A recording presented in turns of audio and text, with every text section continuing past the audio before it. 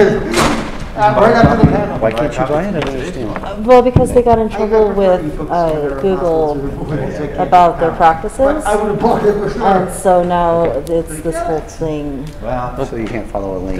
Yeah. Okay. All right, guys. So we have a great host of characters and a really cool topic. So let's just delve into this. So I'm Seth Lindbergh. I'm one of the organizers of the Writer Symposium and the Occasional Writer, and I am hosting this panel. And I feel like I need to remind people of the time because most of us are having this GenCon disease where you don't know where we are. So it's Friday at 4 p.m. Crap. I know. Yeah, we're about a little bit more than halfway through, I guess. So this is the Sword and Sorcery Renaissance panel. We're going to talk about did the genre, did it just come back? Did it ever go away? And we have an awesome set of people here. We can get your table. Oh, yeah. Hi. Yeah. So I know who I am. The way this will go down is I'll have all the panelists introduce themselves real quick and their interest in the topic. Then we'll talk for roughly half hour about things, and then we'll bleed that into questions from the audience. And I'm going to reserve 5 or 10 minutes at the end for some final comments. And by now you probably know the spiel, but 5 or 10 minutes before the hour, they're going to storm the gates and tell us to leave and stuff. So anyway, I will try to keep everyone in line. And for me, it's going to go easier if we just start off with Jason and work our way down. Just real quick, who the hell are you? Okay. Yeah. All right, so I'm Ray Carney. I am an English professor, and I've studied pulp fiction. I'm also the co-editor of a amateur free magazine, Whetstone, amateur magazine of Sword and Sorcery. I write Sword and Sorcery too. Really into it. So.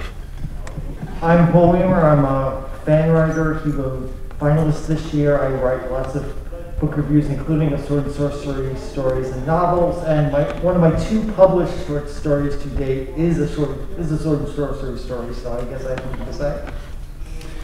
I'm Matt John. I am one of the hosts of the Rogues in the House podcast, a Sword and Sorcery podcast, so to stay on brand. I also work for Monolith Games, who publishes the Conan board game. I've done work on the Modiphius Conan RPG. I also write Sword and Sorcery. Published a few things in Weird Tales. Might have sold one to this man for his fine publication. And there's this new book called The Book of Blades, published via our podcast. Thank you. It's on Amazon, or if you feel like you need one, you can come see me. That man, his story's in there. You, sir, and you, sir. So Paul and I'll just be in our own little club over here. If people want to hit us up next time. Yeah, there'll be another. Don't tempt me. I'm Howard Andrew Jones. I'm the editor of Tales from the Magician's Skull through Goodman Games, and it's a publication solely dedicated to sword and sorcery fiction. I edited the 8-volume collection of Harold Land historical swashbucklers, which I consider the sort of forerunner of sword and sorcery. I have 2 series from St. Martin's, one sort of epic fantasy but sword and sorcery, one historical fantasy but sword and sorcery, and I've just signed with Bain for a new 5-book series that is definitely sword and sorcery, the first book of which is called Lord of the Shattered Land. I'm Jaym Gates. The second fantasy book I picked up was David Gemmell, and that kind of started a lifelong love of sword and sorcery. I haven't been as involved in it recently, but I used to do a lot of reviews, which is actually how I think Paul and I met. We were both reviewing for Blackgate, which is a primarily sword and sorcery magazine. More recently, I have been editing for Modiphius on some of their lines. I've written for a few kind of sword and sorcery or sword and planet themed games, and currently I am editing for Cabinet Entertainment on classic Conan fiction, and let me tell you, it is a mind trip to be editing some of that stuff and just be like, why am I doing this? So That's awesome. So I'm actually the current managing editor for Blackgate, and I know Howard's been there before, and for me, I mean, obviously Blockade existed for quite a while, so I was trying to do some research online about the panels, and I was looking for Sword and Sorcery. I came across some hilarious stuff to put into perspective, which was, this is how I got to learn more about Jaym Gates. Because you actually hosted very similar topics years ago, and on the same name. Some of it was back at World Fantasy 2010-ish, and then maybe a little bit afterwards. So there's this idea of, maybe it's just something about the genre, but everyone thinks it's always being renewed, and I think maybe it is.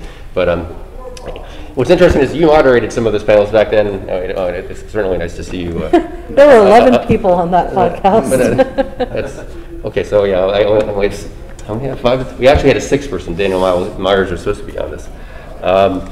Okay, so this issue of the genre being renewed is obviously something that's been going on for a while.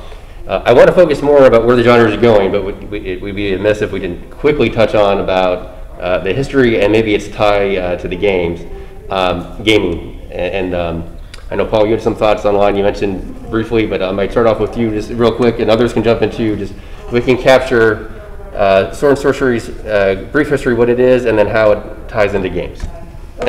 Okay, so Sword and Sorcery goes back to the pulp era of science fiction and fantasy. I'm thinking Fritz Leiber as one of the primary drivers. And if you want going back further, you can go back to Conan and Conan or the Robert Howard items.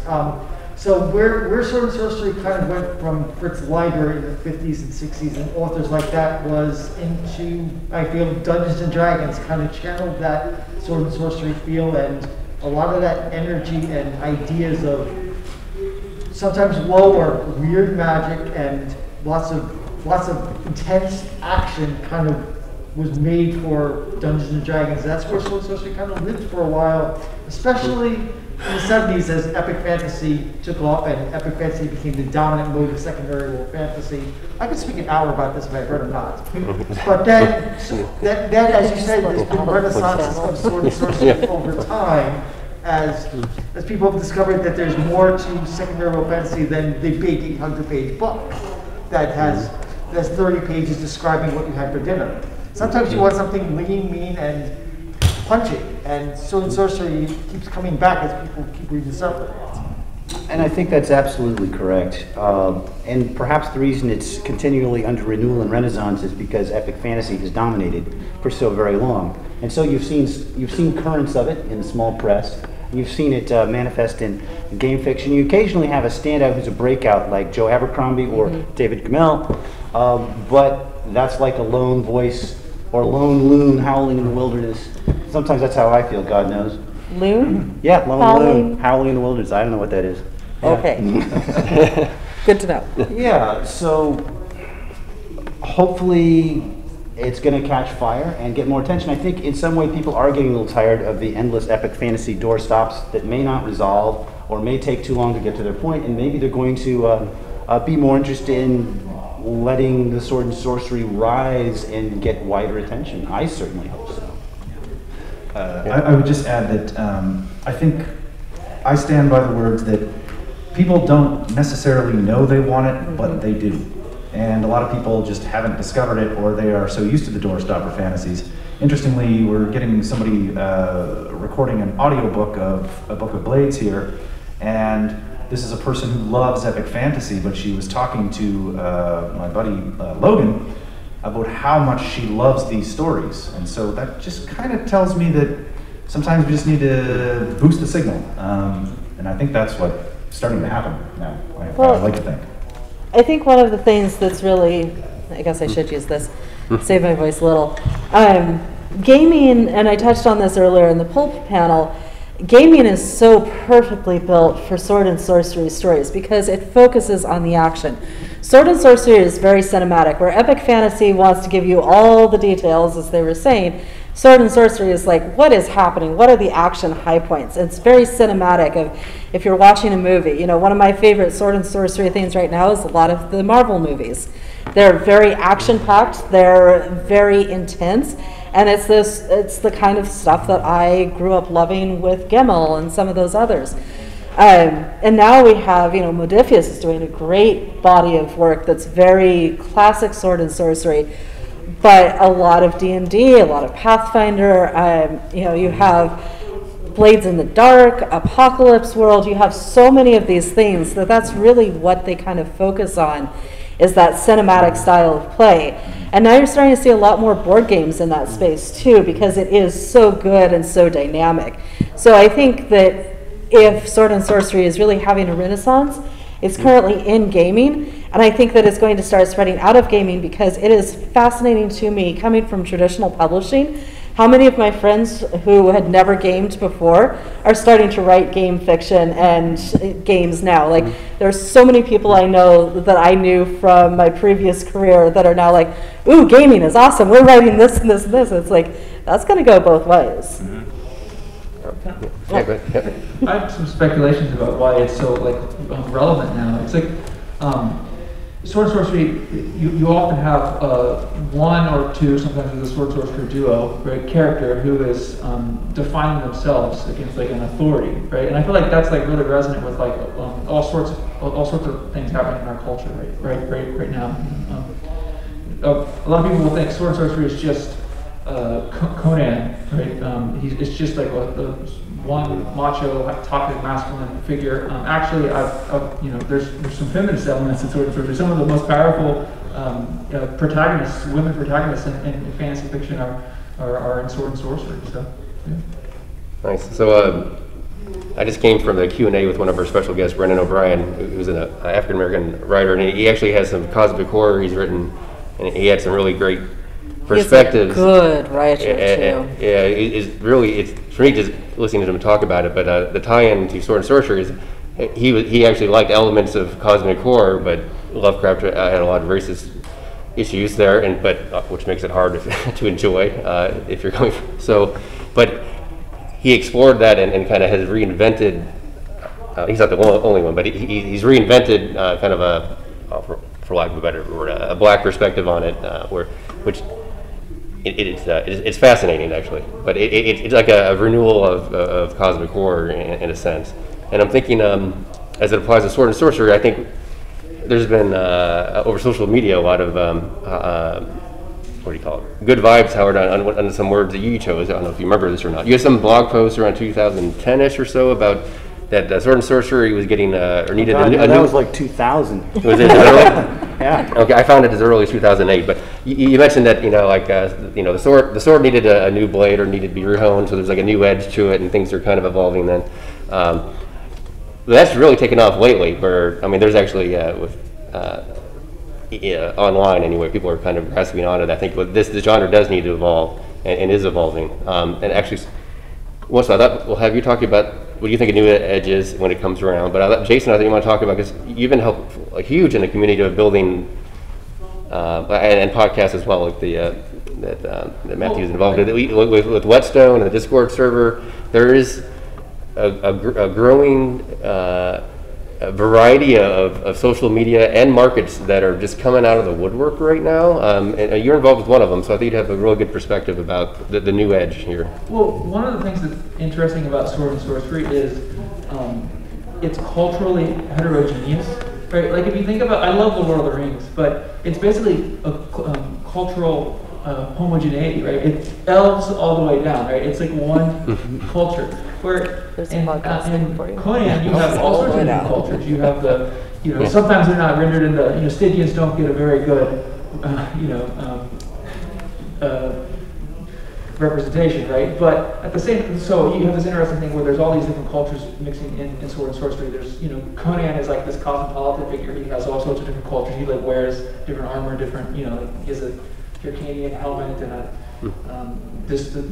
sword from this other culture. But so what I find fascinating is there's things like Sword and Soul, Sword and Silk. There's these there's an anthology called Queer Blades. Right? Like it seems interesting how Sword and Sorcery seems to be this genre that people can use to do their own thing with. Sword and Planet. So, yeah. Would Sword and Planet be like Junkrat or Mars? Yep. Yes. So something I think that we're about to see is, speaking of the Lovecraft canon and Brandon O'Brien, We've got a lot of really amazing BIPOC and queer creators who are really going back and reclaiming a lot of these things, and a lot of that has been in Lovecraft, but I think we're going to start seeing more of it from other areas as well, like Howard. Howard had some really amazing female characters, like Belit, and a bunch of Red Sonja's kind of, that was one of his earlier and still fairly sexist characters, but I'm blanking on her name. Valeria, yeah. Valeria was amazing. And these are characters he was writing more toward the end of his life, so I think that if he had lived longer, we would have had some really amazing, groundbreaking female representation in the genre early on. And so for me, that space is very exciting. And I don't think I can say specifically because it's still under NDA, but there's some really cool stuff happening in that space that is reclaiming and bringing that forward. You also have the Marvel Conan comics. We've had a couple of Conan movies recently, and they've been meh, but usually you get a few meh ones, and then you start getting some better content as people hone in on that. So I think that we're probably at the very beginning of starting to see some really good new stuff coming out. Yeah, I would only add, just on the sort of inclusive angle, is that some people believe that you need to throw the baby out with the bathwater, right? Like you can't read Lovecraft because of the ugliness involved in some of it. And the same with Howard, but truly, I think the path forward with that is to welcome in folks to respond to it in the sense with their own fiction, and I am seeing that from every angle with what's happening here. And it seems like fans and writers alike have found a common meeting ground. One of the things I wanted to do with the podcast was to try and help assemble everybody, because if the genre is fragmented and we're all in these other corners, there's no unity. But there's definitely strength in numbers, and I am confident in saying we have made a lot of progress on that. I wanted to talk about, we were talking about the Conan RPG and people, queer, BIPOC, and other people, be able to take that world and tell their stories and be able to tell sword and sorcery stories that Howard may not have thought of, and to basically make it more inclusive and make it that sword and sorcery is for everybody. Yeah, and Howard's fiction is so much about like someone feeling like an outsider, right? Mm-hmm. And so what better perspective than for someone to come in who feels as though perhaps they were not welcomed to tell that story? It just fits. I think what I said in that ancient essay was about, perhaps the words that resonated were, go to the well and find the inspiration and the excitement and the forward momentum and the fascinating characters, and just leave the suspect racism and sexism behind. I think that's what I said. Mm-hmm. And so I'm glad that that's resonating, but I don't think that I just said that, but a lot of people were also saying that, and for some reason my words survived on some blog. I think people were trying to encapsulate it. For some reason, I think that the idea of having a new edge on the sword, whatever, that seemed to currently rise to the top as far as keep the sword but hone it a bit. Right. It makes me sad as a student of old pulp stories and old historicals to see some people not wanting to look at it because there's some suspect things in there. And I try to say, well, look, sometimes it's people who were racist, but sometimes it's people who just didn't know better. It was a different time. You didn't have social media. You could be a product of the environment. It's not excusing things. It's just right. It's a different world. And one of the things about like Conan specifically is the market that these were aimed for.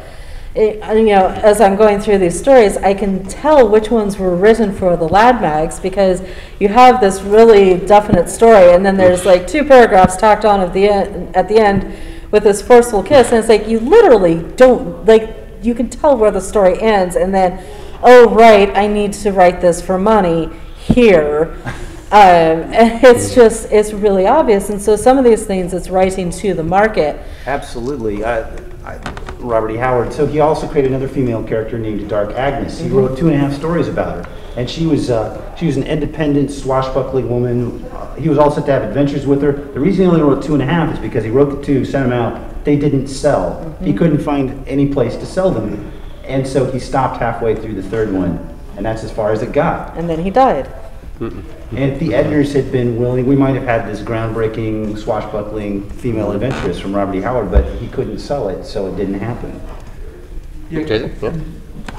Small point, like arguably, if you think Howard is like the originator of sword and sorcery, that's a big debate, and I know that everybody agrees with that on it. But he created sword and sorcery because he loved writing historical fiction, but he didn't have the time as a pulp writer to do the research necessary. So he created the Hyborian Age as a kind of a pseudo-history, he plugged in cultures where you get a lot of anachronisms, so that he could kind of, write historical fiction without the accuracy. So to some extent, there is a deep relationship with historical fiction and the market, right? Like sword and sorcery, was created because a pulp writer needed to write historical fiction quickly. I don't know if that makes sense. Yeah. I mean, because you look at historical fiction, like Howard here is an expert on Lamb, and you can read a lot of. You can see the progenitors of the historical fiction that Lamb wrote in Sword and Sorcery that Howard and others carried forward.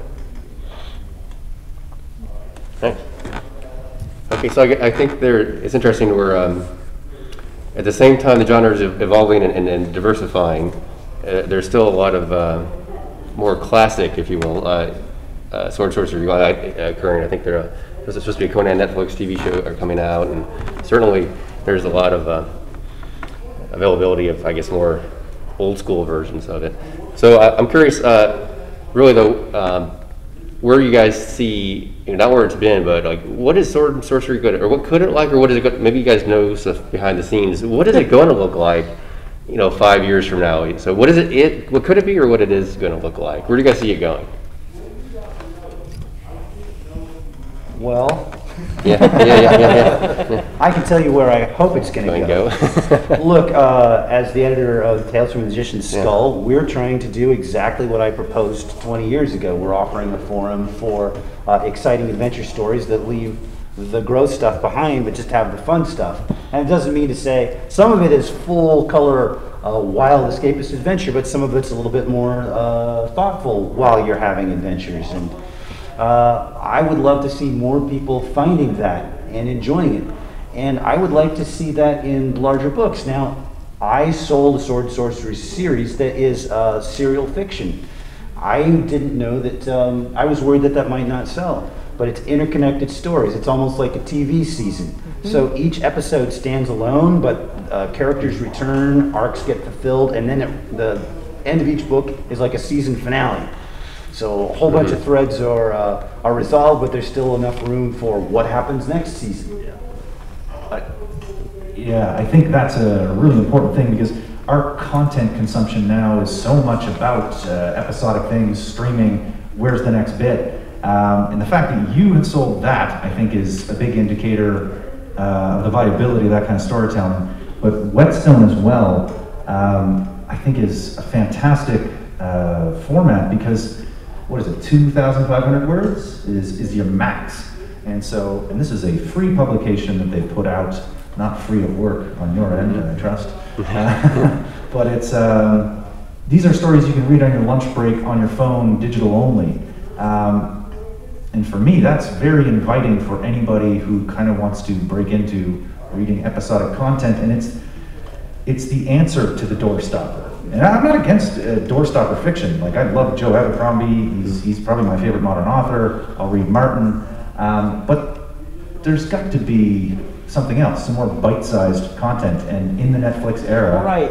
Let's go. I think that's an important point. Sometimes I sound like I'm completely down on doorstopper fantasy. I'm not saying I want it to end. I'm not getting my torches and pitchforks out. I just like, hey, can we have some room too to tell stories our way? Yeah. Yeah, I've thought about this a lot as far as the length. I have notes here about the length of the fatness of epic fantasy. Can and does Sword and Sorcery compete? And I wonder why, speculating out there 2 years, why there aren't more Sword and Sorcery novellas being published by places like Tor and Sussex. That would be a much more viable length for Sword and Sorcery than a long novel, and I'm not sure why maybe when this crisp actually hits, we'll actually start seeing people actually write these things and submit these things and publish these things in a wide format, then people see that. Because, I mean, I read plenty of doorstep for fantasy. I just finished a 900-page one. But sometimes you want something that is a shorter, meatier, punchier, and I think there's a market for it. It just has the conglomerates of the publishers and small press and everything else just have to catch up to that pent up, and sometimes, as I think you were saying before, demand that they don't even know that they have until it's actually presented in front of them. Yeah, I got to add real quickly is that as a lazy writer, it's nice to be able to just follow a character without, well, these chronicles will conclude and there's all these other plots intertwined. It's like, no, the story is that this character is this character, and they go on all kinds of different adventures. That's nice as a writer, and I think as a reader too, without having to remember what happened in the previous book that's 1,000 pages. To Paul's point, I think novellas have been a lost art form for a while, and I think they're starting to come back. We're starting to see a few more markets with them. But I really would love to see their resurgence, because they are kind of the perfect length in a non-printed format. And there's a lot to be said for a printed format, maybe not right now, maybe later. But for me, I think the future of sword and sorcery is that sense of wonder and the idea of someone grabbing destiny in their own hands and saying, I have had enough, I am going to make this change myself. And the person I always point to for that, because it was one of the first ones I saw, was Druce from Gemmel's work. He was old, he was retired, and these threats started coming up, and he's like, I'm going to go take care of this so that the next generation doesn't have to. I made these problems, I'm going to go fix them. And to me, that is extremely relevant now, where we are inheriting problems that we didn't cause, but that we are still going to have to fix if we want to survive. We need those heroic stories and characters and role models.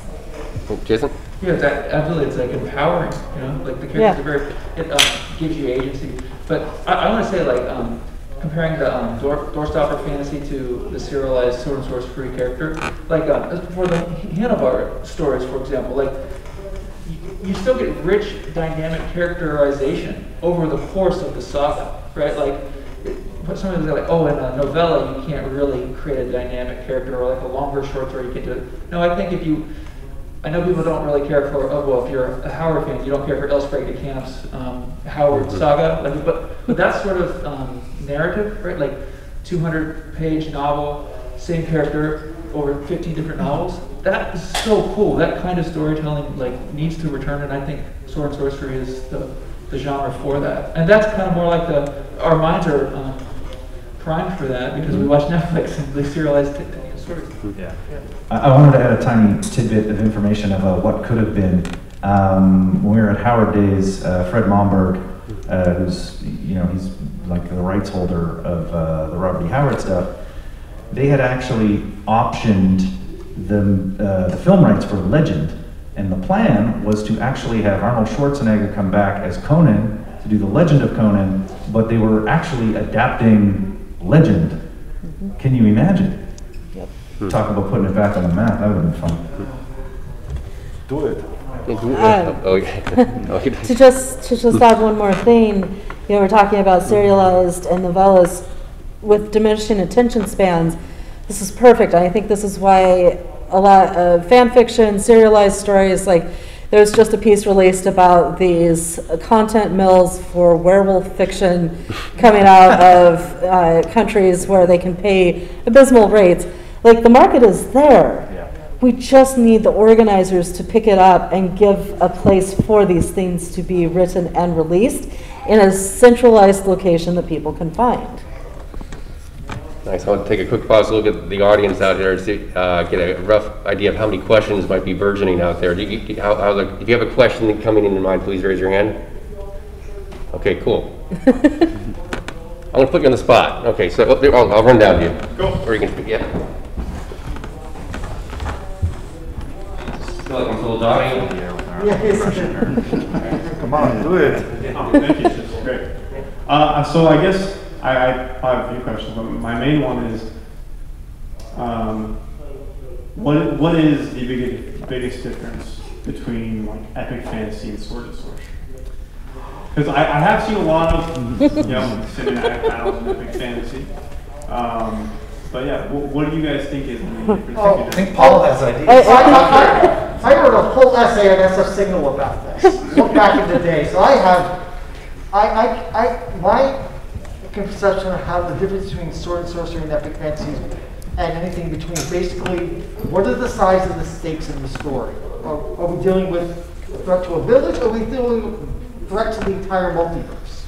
And you can basically run, sword and sorcery, I mean, there's always bleed through, but sword and sorcery runs towards the lower end, and epic fantasy runs towards the higher end and off the scale end. Basically, what is at stake? Is it the stake of a person? Is it the stake of a city? Is it the stake of a country? Is it the stake of a world? That's where the lines kind of draw. Because as we were saying before, if you're focusing on one person, epic fantasy from one person point of view is impossible. You can't really write that anymore. You're no longer writing sword and sorcery. You're writing epic fantasy. Conversely, if you're narrowing things down to the point where you're just dealing with the fate of this one city on the edge of a battle, that's not really epic fantasy anymore, no matter how cinematic it is, because the stakes are just those people, that small area, that area, not the fate of the world. I mean, this goes to my thing before maps. If you have a map of the entire world, you're probably writing epic fantasy and you're concerned with the entire world, but if your map is just that one battlefield where I'm not thinking Abercrombie again, where two nations are clashing, that's much more sword and sorcery, much more the lower single stakes that are much more focused and fun. So anytime you're trying to put up borders around a topic and define genre, there's going to be bleed through on either side of it. So you could very well have a sword and sorcery character in an epic fantasy setting, but I think everything that Paul said is accurate. I would also like to emphasize two more things. One is, so often epic fantasy follows someone who's a destined stable boy or a chosen one or a lost princess, and we see them growing into their power. Sword and sorcery, the person's an experienced person, all right? They're a veteran. They are already at the prime of their power or on their way down. They've seen the experience. If there's a backstory, we don't wait 400 pages for the backstory to unfold before the action starts. The action just begins. No one cares about your backstory. Yeah, just get on with the story. And doggone it, there was another important thing I was going to say. And They take their power into their own hands. No, that's good too. I'll pass it on to someone else while I think of it. There's just one word that has not come up yet, which is, I think, has its claws in a lot of sword and sorcery, and that's weird. Mm-hmm. The concept of weird. Recently on the podcast, we had Matt Murray on there, who is the editor of the comics at Titan, which now Conan comics and Robert E. Howard characters will be in Titan fiction, or that publication. And he said he wanted to make it effing weird again. And we all kind of said, yeah, it should be strange. The idea that you could have a creature from the cosmos show up on Earth with weird... Cursed citadels where you're locked inside. Yeah, I flew here on wings through space. That's weird, man. Just edited that piece not long ago. Yeah. I mean, this goes to the panel we were doing before about magic. Is about magic and rules and structures versus the chaos of magic. Sword and sorcery is not, for me, a genre or a form where you're going to find Brandisonian rules of magic in the story. It's going to be weird, strange, and incomprehensible and chaotic. And that's very dangerous. It is. It is independable. Usually the good guys aren't using magic. If they are using magic, it's at dire risk to themselves. Yeah. If not their immortal soul, yeah. It's like, I'm thinking like Seymour Jory, who uses dark magic and it costs her. Right. Yeah. Elric is invoking dark demons and is taking drugs every day to stay alive.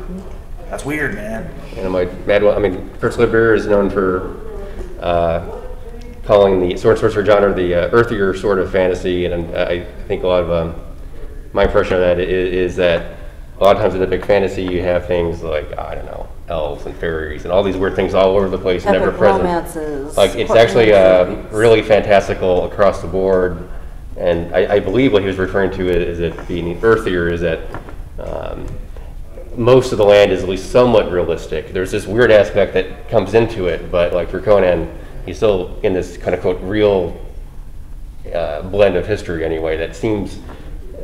It lowers the contrast of the weird of it. I mean, versus weird in fantasy, everything's weird. So if something else, I don't know. If you're in Tolkien's world and something else weird walks around the corner, like, well, okay, I don't know. That just might be Tolkien. But in Conan, if you expect most people to be human, and if something walks around the corner and it's a creature. So there's a different level of contrast between the earthiness and the weirdness. Yeah.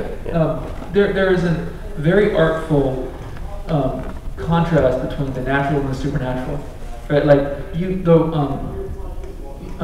for example, I keep talking about Conan, and I'm sorry, because I know people think there's more to sword sorcery than Conan. But Howard said that Conan was his most realistic character, right?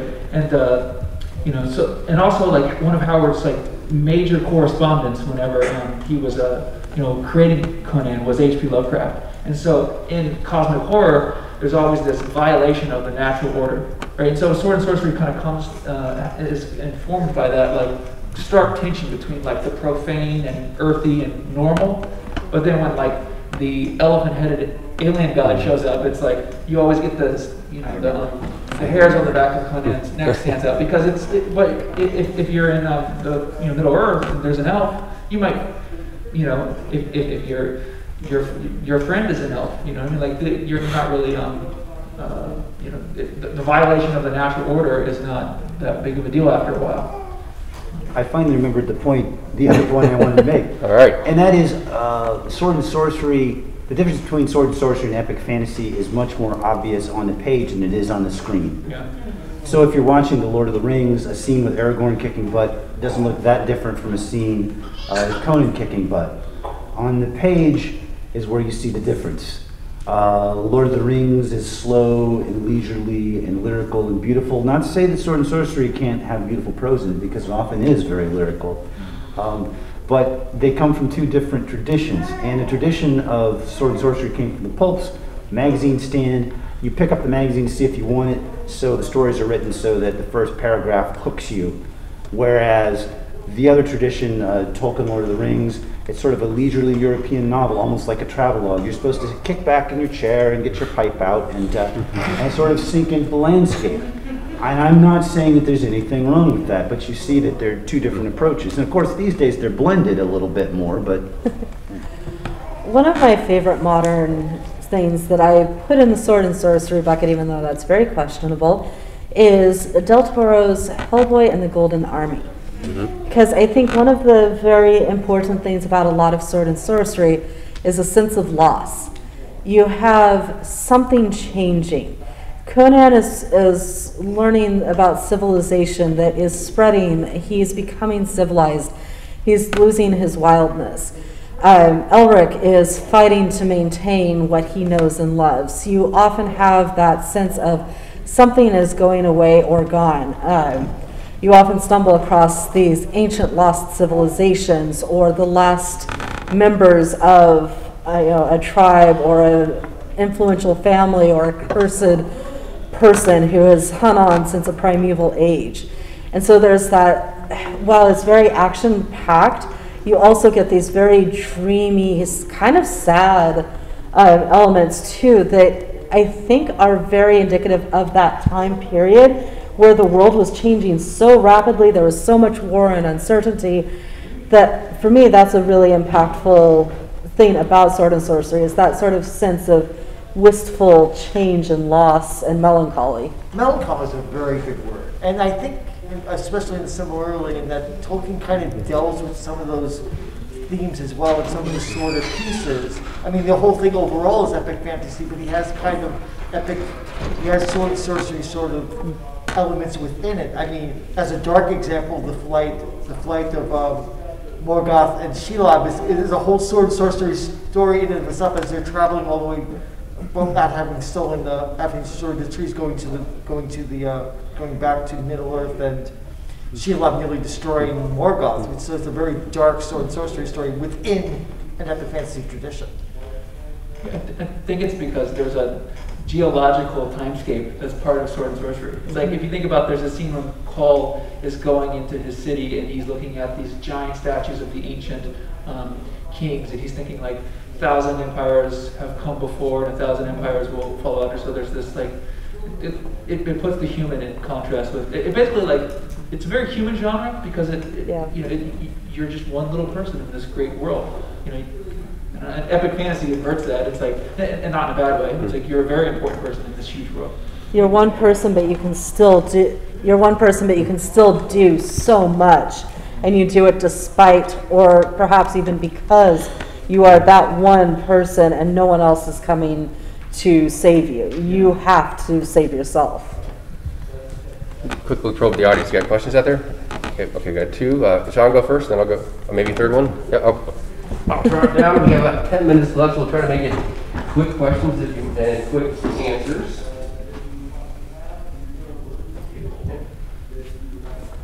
You've talked a lot of some of the ways you'd like to see the Sword and Sorcery Revival gain more attention, how it can be executed, novellas, ways you can make it more modern. Theoretically, if you could wave a magic wand and make one of the big trad publishers jump on board this, how would you want to see the revival really take flight? Okay, I'll go first. If I could wave the magic wand, I would want Tor and Tor.com to commission a series of novellas from BIPOC, queer, and other authors to write sword and sorcery stories. I think that would really kick things off, and they would, since novellas are something that they specialize in and everyone takes their lead from, that would really kickstart things. And so the sword and sorcery is for everybody, and these stories can be told by outside marginalized people who have not traditionally had the chance to tell these kinds of stories and to show how good they can be for an audience. Well, as far as I'm concerned, for my individual case, the magic wand has been waved. Bane has waved a magic wand and given me leave to write my dream project, which is a sword and sorcery series. So if the magic wand can wave further, I hope that it's a smashing success and I actually can, pay off some student loans. I think web fiction is a really good way to go, especially if visuals and art are incorporated. I would love to see a digital publication that was serialized stories that you were able to download or access regularly, that then were collected at some point into print form, for example. Building up something like Serial Box or one of those other publications that does teams of writers doing these long running stories. Oh, yeah. Like each person has one character and they're all in the same area and they kind of bounce off of each other, but they all have their own arcs. I think that would be so much fun to write and to read. You go, Jason, then Can I I'll get say the next one more one. thing? Yeah. I love collecting those yellow spine doll books and all of the little, like the silver, the Valentine Elrics and the Lancer Conans, even though when I read Conan, I'm reading the Del Reys. But at the same time, like, if traditional publishers would like have those like thin, punchy fantasy, novels again, with the really good art too. My magic wand would be, the awesome like Frazetta covers, or but I don't know if that's viable or not. I hear you. Yeah. It occurs to me that like a lot of the urban fantasies that I've read, the more action-oriented ones, are a lot of what you're saying. Like I don't think that it doesn't seem like, because urban fantasy took off, and it doesn't seem like Sword and Sorcery died. It just kind of morphed into urban fantasy maybe. Like I really like the Dresden Files. It's my favorite series, and it seems that like the more you talk about Sword and Sorcery, like at least in the beginning parts of the series, it was very much that kind of thing. I suppose the question is just comparing how they relate. Sure. I mean, I'm a big fan of the Dresden Files myself, and it immediately appealed to me. And I think it's because it pulls from hard-boiled roots, hard-boiled detective roots. It kind of has that same feel. Of course, Sword and Sorcery also comes from a hard-boiled tradition. Get right to the action. And yes, we've got an experienced protagonist dealing with things man was not meant to know, with powerful forces. And there's weird involved. Anyone else? Well, and horror. I mean, my favorite genres are horror and fantasy, and when those two things come together, it's total chef's kiss.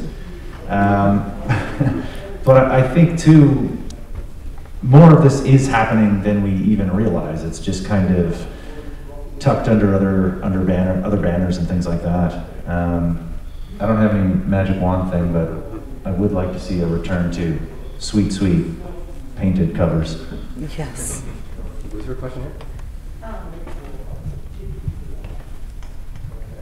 A lot of speaking in regards to like the traditional bigger publishers, but it seems like, is it just because there's such a glut of indie and smaller presses now that a lot of it's getting just choked out because there's just so many that are starting to come out?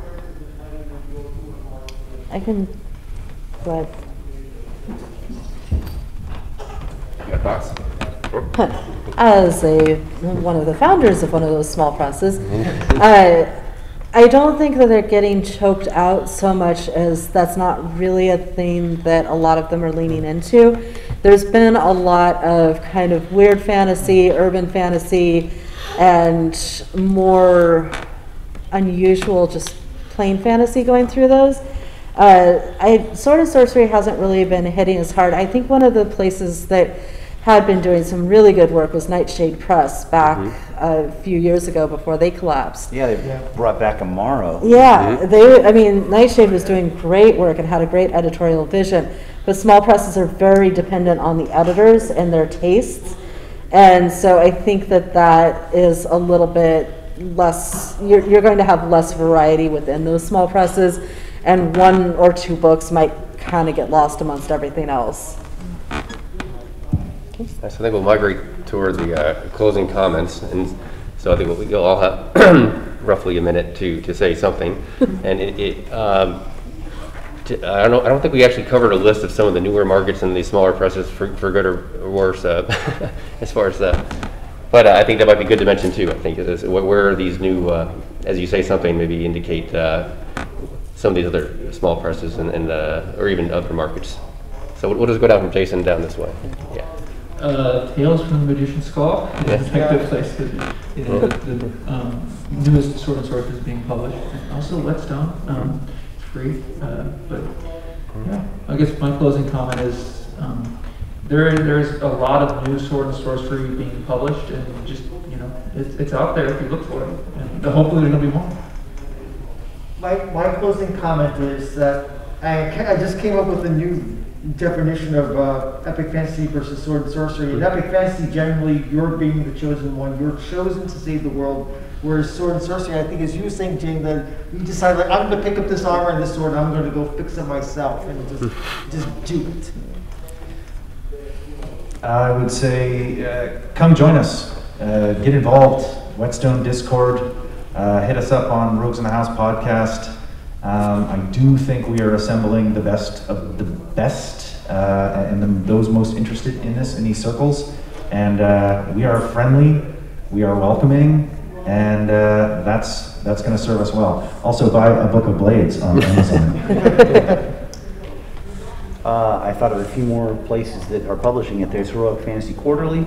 There's Grimdark Magazine, which even though it's called Grimdark, also publishes Heroic Fantasy. Let's see, does Sir Sova still do it? Is Rogue Blades still alive? I don't remember. Rogue Blades Entertainment still does stuff from time to time? Yeah. DMR Books. DMR Books, very good. How could I forget them? So, yeah, thank you for coming. It's been a real pleasure talking about my favorite subject. I think we've covered all the ones I know about. There is some fun stuff that falls in the heroic, maybe more modern sword and sorcery from Falstaff Books. Lots of really great action-packed stuff that they've been publishing recently. And then I'm back to writing for the first time in almost a decade, so I'm hoping to start leaning into a little bit of this a lot more.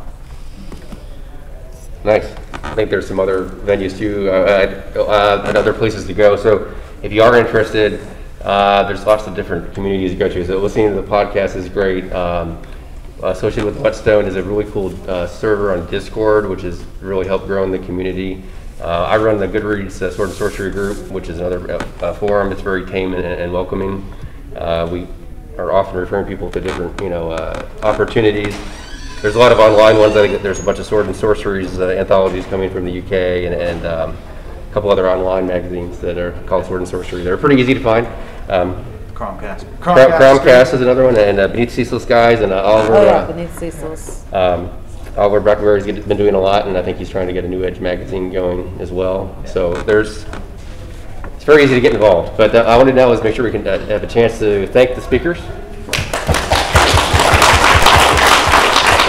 And that'll conclude this. So thanks for coming. Can I have you take this back? Thanks, I have guys. to run to the next thing that's starting in like 10 minutes. So. Do you have any copies of your book? Of course I do. How much? One short story. He's Canadian. He has to do math now. Oh, thanks. Public disclosure is Still recording. mostly fan writing. Here, you can have, is that okay? That